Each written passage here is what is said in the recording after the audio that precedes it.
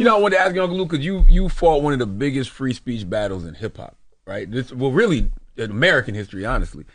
In today's world of social media, where you got cancel culture and AI, what does free speech mean to you now? Has your definition changed? Because I be thinking some people need to shut the fuck up. Some people do need to shut the fuck up. I mean, hey, when I fought, it was no social media. Thank God it wasn't no social media, because all y'all boys, you know, they done went to some of my parties. They didn't tell you about it. Allegedly. That's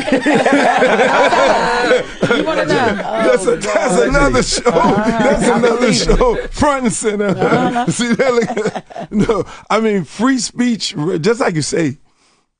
Yeah, some people need to shut the fuck up. But I defend it. I mean, you know, nowadays, you know, everybody got a platform. They turn on the social media, they got a platform, and they just run their mouth talking about a lot of things, and a lot of things that a lot of people talk about, you know, are getting a lot of people killed. Yeah. You know, unfortunately, you know, young people are leaving here because of some of the things that are being said on social media. So, you know, I agree. I mean, fighting for free speech, going all the way to the Supreme Court and winning. I mean, what people don't realize is that case was about parody. Well, parody was protected by the First Amendment, and it was much more of a case for comedies, for comics. You know, Michael Jackson sent a brief in against me. Dolly Parton sent a brief in against me. Saturday Night Live sent a brief in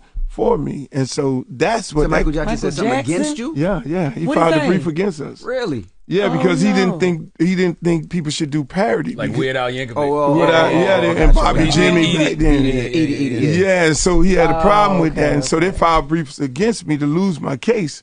And then Saturday Night Live, because they do all the satire. So comedians benefit from that. But then the most important one was Nasty As It Wanna Be. You know, Nasty Wanna Be was deemed obscene, and so I had to go back in and get that rule in reverse.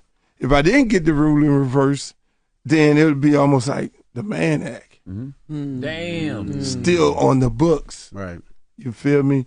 And if it's still on the books, then any rapper right now or any artist that are singing records with, Booty O'Brien and this and that and shaking their ass on stage and doing all the things that I went to jail for, they would be able to use that case law to then take those records off the shelf, put those artists in jail, and people don't realize that.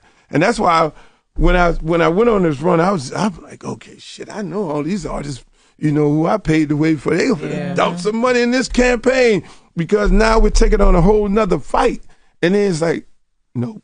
They scared that it'll come out publicly, though. They don't know. They don't know. I don't think they know. They don't know. If you haven't read Uncle Luke's book, they don't know the history, you don't know. They don't know. That's why you need a doc. That's why you need a biopic. Like, they don't know. But the older artists, though, because it's not just young artists. I don't even think the older artists know like that. I think they know, but they don't know to the extent. Oh, okay. Because what you just said just now makes so much sense. And even though I knew it, I never thought about it like that. Like, that could have still been on the books. And Sexy Red could have her ass in jail right now. Yeah, absolutely. Yeah, all these records. And that Lil wouldn't have been running for the summer. The Lady Cop, every explicit record could have, because the precedent would have been set in a federal court. And then I actually, when they deemed the record obscene, I went right down the street and did a show. I was like, fuck this. I'm going to go right down the street and do a show. And the crazy part about all of it, everything happened in this district that I'm running from.